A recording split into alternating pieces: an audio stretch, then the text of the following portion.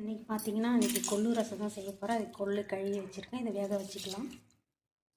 Friends, கொள்ளு ரசத்துக்கு தேவையான பொருள் பார்த்தீங்கன்னா பூண்டு, மிளகு, ஜீரகம், மல்லி, அப்புறம் புளி, தக்காளி. புளிக்கூட நம்ம கொள்ளு வேக வச்ச தண்ணியை சேர்த்துக்கலாம். ஃப்ரெண்ட்ஸ், கொள்ளு ரசம் தாளிச்சிக்கலாம்.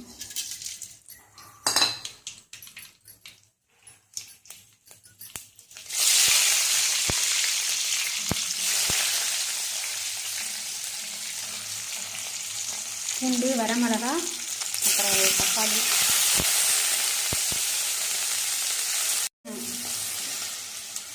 தக்காளிலாம் வதங்கிடுச்சு. நம்ம அரைச்சி வச்சு மிளகு ஜீரகத்தை பொடி போட்டுக்கலாம்.